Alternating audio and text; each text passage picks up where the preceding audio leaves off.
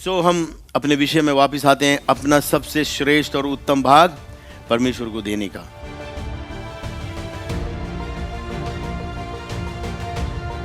दूसरे तीमुथियुस 2:15 में पौलुस प्रेरित अपने चहेते उस पुत्र जो तीमुथियुस से लिखता है, अपने आप को परमेश्वर का ग्रहण योग्य और ऐसा काम करने वाला ठहराने का प्रयत्न कर।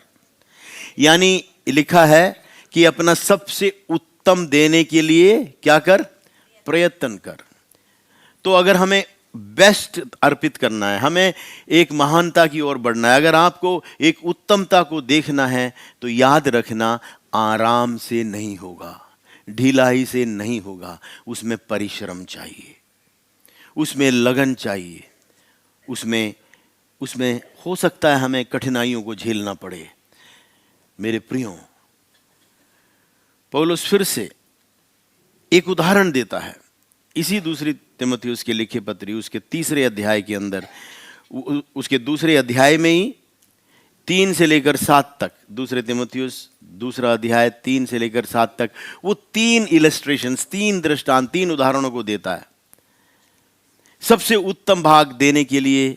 जो एक 3 उदाहरण देता है, एक है खिलाड़ी, एक है सिपाही का जो एक योद्धा है, एक मिलिट्री का, एक सिपाही का, एक खिलाड़ी का, और तीसरा एक किसान का। मेरे प्रियो, इन तीनों के अंदर कुछ बातें, कुछ तो बिल्कुल कॉमन है, एक दूसरे से मिलती हैं। तो एक परमेश्वर का संतान जो अपना बेस्ट परमेश्वर को अर्पित करने देना चाहता, पौलुस ने अपना बेस्ट दिया। एक समय था वो धोखे में था, वो अंधा था, वो अपने रीति रिवाजों के अंदर फंसा हुआ था। हाँ, प्रभु के लोगों को उसने सताया, बहुत सब ऐसे ऐसे कार्य हुए, लेकिन वो अज्ञान था, ईश्वरीय वास्तविकताओं से अज्ञान था। एक दिन मैं और आप भी अज्ञान थे, लेकिन एक दिन मेरी और आपकी आंखें खुल गई, और एक दिन वो सत्य का आत्मा, जो पवित्र आत्मा, ईश्वरीय संदेश को, प्रभु यीशु के पहचान को उसने मेरी और आपसे करा दिया। और मैंने और आपने उसको पुकार कर बोला, हे प्रभु, आज से आप मेरे प्रभु और स्वामी, मेरे हृदय के सिंहासन पर निवास कर और मेरा संचालन कर। पौलुस कहता है ये तो आरंभ है। प्रयत्न क्या है? अपना सबसे उत्तम भाग परमेश्वर को देने का। मुझे बताइए, जिससे आप सबसे अधिक प्रेम करते हैं, आप उसे जूठन इधर उधर रखा हुआ जिसकी कोई कीमत ना हो वो लेकर जाते हैं? नहीं, अपना सबसे उत्तम भाग, वो प्रभु है जो हमारे सबसे उत्तम भाग के योग्य है। अपने पड़ोसी से कह दीजिए, वो प्रभु मेरा रचने वाला, मेरे सबसे उत्तम भाग का वो योग्य है। He is worthy of our best. देखते हैं वो क्या कहना चाहता है एक सिपाही के विषय में। मेरे प्रियो, वो कहता है, मसीह यीशु के एक अच्छे योद्धे के समान मेरे साथ दुख उठा। अगर वो एक अच्छे योद्धे के समान अपने आप को ना देखे और एक परिश्रमी, उसके विषय में अगर उसके अंदर वो तीव्रता ना हो, उसके अंदर वो परिश्रम ना हो, तो ये अपने इतने निकट, अपने हृदय के निकट, सब उसको अच्छे तरह से जो हमारे निकट हैं वो हमको सबसे अच्छा जानते हैं, ये उसको ये पत्री जो है लिखने का कभी भी धैर्य ना करता अगर उसके अंदर वो लगन ना होता। मेरे प्रियो, एक सिपाही जो है वो जब एक कमांडर उसे भर्ती करता है और अपना वो जीवन उस कार्य के लिए समर्पित करता है, तो याद रखना, वो जिस कारण के लिए वो भर्ती हुआ है उसका पूरा जीवन उस विषय के लिए समर्पित हो जाता है। इसमें लिखा हुआ है, मसीह यीशु के अच्छे योद्धे के समान मेरे साथ दुख उठा। जब कोई योद्धा लड़ाई पर जाता है, वो इसलिए कि अपने भर्ती करने वाले को क्या कर सके, अपने परिवार को प्रसन्न कर सके? नहीं, यहां पर स्वयं की जो रुचि है, स्वयं की इंटरेस्ट है, वो वहां खत्म हो जाता है। वो एक ऊंचे विषय के लिए, एक हायर कॉज के लिए, एक बड़े ही और मकसद के लिए वो अपना सब कुछ कुर्बान कर देता, सब कुछ बलिदान कर देता है। जिस दिन मैंने और आपने यीशु पुकारा, स्वर्ग का परमेश्वर हमारे भीतर आ गया। अगर उसको हमने अपना सिंहासन दिया है, अगर हृदय के सिंहासन पर उसको बिठाया है, तो वहां पर वो हेल्पर नहीं है, वो राजा है। तो निर्णय किसका होगा? राजा का होगा। वो हमारे जीवन का संचालक होगा। मेरे प्रियो, वो जो कुछ करता है, लिखा है अपने भर्ती करने वाले को। मुझको और आपको चुनने वाला कौन है? मेरे और आपका कमांडर कौन है? प्रभु यीशु। उसने मुझको और आपको नियुक्त किया है। अगर उसने मेरी और आपका उद्धार किया है, मेरी और आपके द्वारा बहुतों के उद्धार को उसने निशाना, उसने अपना लक्ष्य बनाया है, और वो अपने बोल को हमारे मुंह में डालता है। लेकिन वो हमें चाहता है कि हम उसको अनुभव को लें। अगर वो मेरी और आपके अंदर एक संचालक है, एक छोटा सा उदाहरण, अगर आपके पास एक गाड़ी हो, कितने लोग चाहेंगे कि यीशु को आपके साथ यीशु हमेशा गाड़ी में हो? ठीक है। अगर यीशु गाड़ी में होंगे तो आप कहां उन्हें बिठाएंगे? डिक्की में। अब डिक्की बोला तो आप लोग सोचेंगे ऐसा कैसा? हाँ, डिक्की में कई लोग बिठाते हैं। ऐसा चलते हैं पूरा दिन अपनी गाड़ी को चलाकर, डिक्की की चीजें हम भूल जाते हैं, ऐसे यीशु को भी भूल जाते हैं। क्या क्या हम बोलते हैं, क्या क्या करते हैं, पता नहीं। ऐसा लगता है कि यीशु को पक्का डिक्की में बंद किया हुआ है। चलो ठीक है, कुछ लोग और भी अच्छे अच्छे होते हैं। हाँ, कहाँ बिठाएंगे? पीछे वाली सीट में, ताकि बस वो एक सवारी की तरह बैठा रहे, वो हमारे हरकतों को देखता रहे, ना कि वो मेरे और आपके विषयों का संचालन करे। नहीं, और भी कुछ अच्छे लोग हैं, और भी अच्छे हैं, जो कम से कम हम ये ड्राइवर का सीट हम क्यों संभालते हैं? क्योंकि मुझे अपनी मर्जी करना है, आपको अपने खिंचाव की तरफ भागना है, जो आपको भाता है वो करना है। दूसरे के हाथ में अपनी गाड़ी का जो है स्टीयरिंग देना, सच सोच के बताइए, सरल है या कठिन है? कठिन है। क्यों कठिन है वो बताऊंगा मैं थोड़ी देर में। पौलुस कहता है कि तू मेरे साथ क्या है? दुख उठा। मसीह यीशु को ड्राइवर बनाना, उसको राजा बनाना अपने जीवन का, वो थोड़ा उसमें कठिनाई है। क्या है? अगर आप और भी अच्छे, आप कहेंगे प्रभु यीशु बस आप मेरे जीवन के संचालन कर लीजिए, ये स्टीयरिंग व्हील आप संभाल लीजिए, और आप बैठ गए, वाह क्या आनंद है। अब जब आपने स्टीयरिंग व्हील कंट्रोल उनके हाथ में दे दिया, यीशु घुमाते चले जा रहे हैं दाएं तरफ। कहते यीशु ये क्या कर रहे हो? कहता मैं तो उदारता के रास्ते पर जा रहा हूं। उदारता, उदारता, क्या करूं? वो हमें बताता है अपने जीवन में उदारता की प्रैक्टिस कर, जेनरोसिटी है। उसके लिए मैं और आप तैयार नहीं होते। चलो छोड़ो। एक और जगह गया, उन्होंने एक गोल चक्कर पर ऐसा घुमाया और बाईं तरफ, यीशु कहां जा रहे हो? ये किधर को जा रहे हो? कहता मैं क्षमा करने के मार्ग में बोल रहा हूं। क्षमा, मैं उसे क्षमा करूं? वो क्षमा के योग्य है? मुझे बताइए, पौलुस अगर तीमुथियुस को कहता है तुझे सबसे उत्तम करना है, तो मेरे साथ क्या कर? मसीह यीशु को अपने जीवन का ड्राइवर बनाकर उसको चलना। नींबू कितने का भाई? 5 रुपए का एक। इतना महंगा? अरे 5.25 का लाया हूं, 5 का बेच रहा हूं। है? अगर यीशु ड्राइवर है तो अंदर से मारेगा धम, ये क्या हो रहा है? मेरा कहने का तात्पर्य है, अगर प्रभु यीशु को हमें सब कुछ अपना एक राजा या अपना संचालक बनाना है, तो उसमें थोड़ा दर्द है कि नहीं है? जो बिल्कुल क्षमा के योग्य नहीं है, जो बिल्कुल क्षमा के योग्य नहीं है, किसी भी रीति से वो योग्य नहीं है, वो स्टीयरिंग व्हील उस रास्ते पे घुमाता है। और मैं और आप कहते हैं ना ना मुझे उस रास्ते पर जाना है नहीं है, मैं नहीं चाहता मैं उस रास्ते पे जाऊं। बहुत कठिन है। कोई है जो बिल्कुल नीचे गिरे हुए अवस्था में पड़ा, अपनी गलती से फंसा हुआ। यीशु कहता है गाड़ी में वही घुमा रहा हूं, आज मुझे उसे उठाना उभारना है। वो जीवन में बहुत कुचला हुआ है। आप कहेंगे नहीं मेरे कपड़े गंदे हो जाएंगे, इतनी अच्छी गाड़ी लेकर मैं उस गांव के छीछड़ में जाऊं। नहीं मेरे प्रियो, प्रभु यीशु ने क्रूस पर अपने हाथ को फैलाया, मेरे और आपके लिए कच्चे मांस में उसने कील ठुकवाया। वो आसान नहीं था। और उसी प्रभु ने अपने कैरियर के चरम सीमा की अवस्था में पौलुस को उसने एक झटका दिया।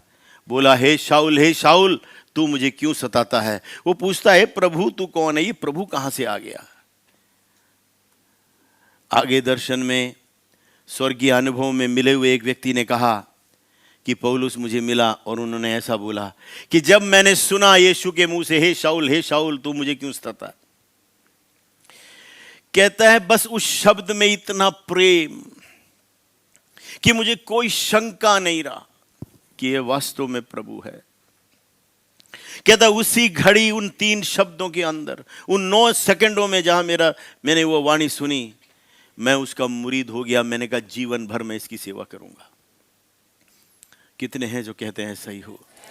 क्या मैं और आप पूरी तरह से उसकी सेवा में, उसकी इच्छा के अनुसार, उसकी मानसिकता से लेकर इस पृथ्वी में चलने के लिए तैयार हैं? अगर ऐसा है तो महीने नहीं लगेंगे आपके परिस्थितियों के फेरबदल के लिए। आमीन। महीने नहीं लगेंगे आपके अपने परिवार में उद्धार के उस आनंद को देखने के लिए। मेरे प्रियो सुन लीजिए, उसने मेरे और आपके लिए सब कुछ सहा, लेकिन उसका मतलब ये नहीं है कि हम अपने जीवन के अंदर, अभी हम आगे चलते हैं और क्वालिटीज देखते हैं क्या है। वो कहता मेरे साथ दुख उठा। उसने ये नहीं कहा कि अब बस मौज मस्ती शुरू हो गई, जगत का सृष्टिकर्ता मेरे भीतर आ गया। मेरे प्रियो, संसार एक तरफ खींचता है, उसका अपना एक रिवाज है। परमेश्वर के जो अनुशासन है, जो उसका वचन है, उसका जीवन है, वो हमें दूसरी तरफ खींचता है। इसलिए लिखा है सकरा और कैसा ना सकरा है वो मार्ग कौन सा जो प्रभु की ओर जाता है, चौड़ा और चाकल है जो विनाश की ओर जाता है। उस चौड़े चाकल मार्ग जिसमें कोई कुछ भी कर सकता है मनमानी, वहां से परमेश्वर ने मुझको और आपको निकाल कर उस सकरे मार्ग में रखा है जो स्वर्ग के ताज की ओर मुझको और आपको ले जाता है। और कितनों ने कहा ऐसा ही हो। मेरे प्रियो, ये सिपाही को ये तय करना पड़ता है कि अब अगर मैं इसमें भर्ती हो गया, मेरे देश की रक्षा, मेरे जो लक्ष्य है वो मेरे लिए पहले है, परिवार मेरा सब कुछ पीछे है। और वो ये बात को अच्छे से परिभाषित कर लेता है कि जो मैंने कदम लिया है वो मेरे प्राण तक दे देने के लिए वो योग्य विषय है। मैं मर भी जाऊं इस विषय के लिए तो भी मुझे परवाह नहीं है। मैं मरने के लिए भी इस विषय के लिए, इस सेवा के लिए, इस कार्य के लिए मैं तैयार हूं, जिसने मेरे और आपके लिए अपने प्राणों को दे दिया। तो इस प्राण की क्या वैल्यू है। प्रभु यीशु ने कहा जो अपने प्राण को क्या करता है, बचाता है। यानी अपने मानसिकता को, अपने इंटरेस्ट को, अपने रुचि को, मेरे को जो अच्छा लगता है वो विषयों का अगर मैं त्याग करूं तो वो कहता है कि मैं अपने जीवन को क्या करूंगा, मैं बचा लूंगा। मेरे प्रियो, 3 विषय हैं जो इस सिपाही के जीवन से हम सीख सकते हैं। नंबर 1 है कि वो इस विषय को देखता है कि जो मैंने निर्णय लिया है ये मेरे लिए प्राण देने लायक विषय है। क्या परमेश्वर का संदेश, उसका सुसमाचार, वो ईश्वरीय जीवन आपके प्राण से बहुमूल्य है या नहीं है? आपके प्राण से भी मूल्यवान है। इसी रीति से वो सिपाही समझता है कि अगर मैं इसमें मेरे प्राण भी चले जाएं तो भी कोई बात नहीं है, ये मरने लायक विषय है। क्या आप इतने बड़े कीमत को, इतना गंभीरता, एक अगर उसका अच्छा योद्धा है उसे गंभीर होना है, वो गंभीरता की अवस्था, वो समर्पण की अवस्था, हाँ प्राण देने तक विश्वास योग्य रहूंगा। ये सिपाही जानते हैं कि किन विषयों के लिए प्राण देने योग्य विषय हैं। उनको पता है मेरे देश की स्वतंत्रता और छुटकारा वो प्राण देने के योग्य विषय है, वो समझते हैं।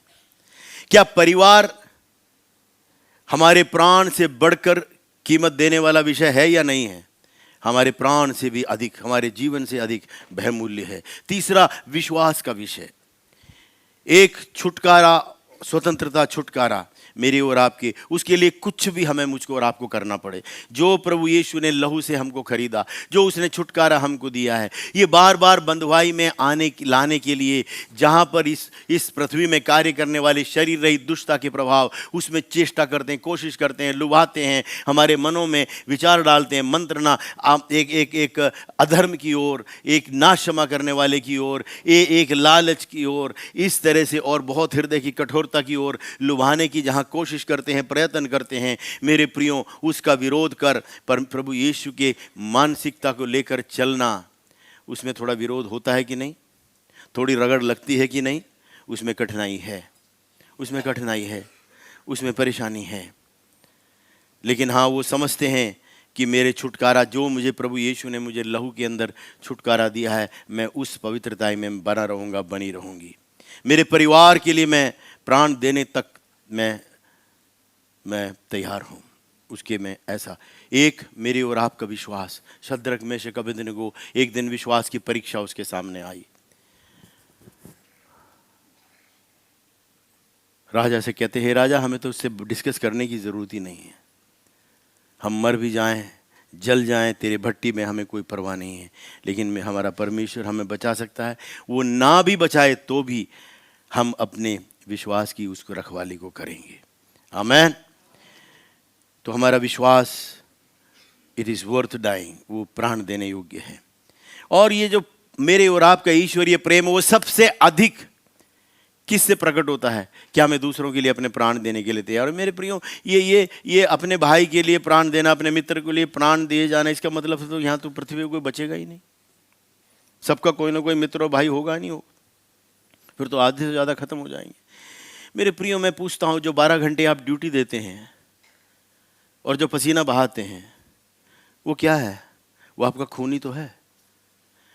कितने लोग कहते हैं मेरे खून पसीने की कमाई है, बोलते हैं कि नहीं? इसका मतलब क्या है? वो जीवन है, वो जीवन है, वो प्राण है। क्या मैं इस खून पसीने की कमाई को एक दूसरे की भलाई के लिए अर्पित करने के लिए तैयार हूं? बहुत तकलीफ होती है, बहुत दुख होता है, क्यों दूं? लेकिन यीशु अगर ड्राइवर है, वो कहता है मैं उदारता की तरफ गाड़ी मोड़ रहा हूं।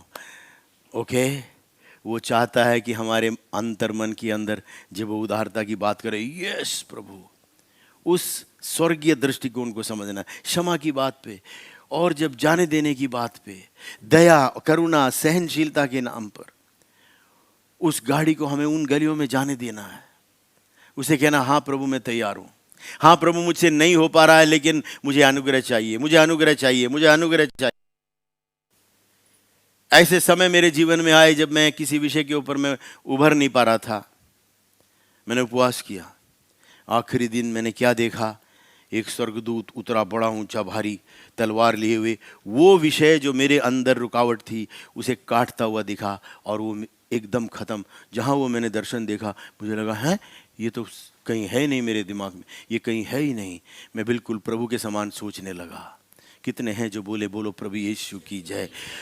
मेरे प्रियो, अपने विषयों को प्रभु को अपने हर परिस्थिति में ले आइए। अगर उसको आपने अपने जीवन का संचालक बनाया है, तो उनको काम करने दो। आपको बोलना है, प्रभु मेरी सहायता कर, मेरे से नहीं हो पा रहा, और विश्वास करना है कि मेरा प्रभु ये मुझे करेगा। और जो विषय, चाहे कुछ भी हो, जो हमारे मन के अंदर जो विषय आते हैं,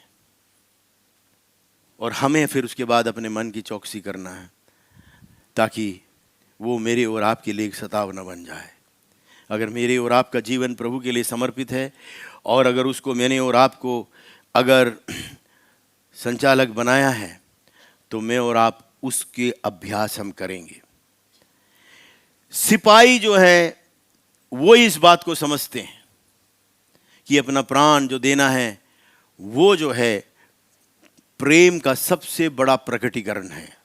प्रभु यीशु ने इस विषय को जाना, इसलिए मेरे और आपके जैसे अयोग्य, किसी भी लायक नहीं थे, अपने कामों में, अपने मार्गों में हमारे चुनाव, हमारे निर्णय गलत हुए, हम ऐसी अवस्था में आ गए जहाँ से कुछ हम बोलने लायक भी नहीं हैं, लेकिन यीशु ने हमें गले से लगाया।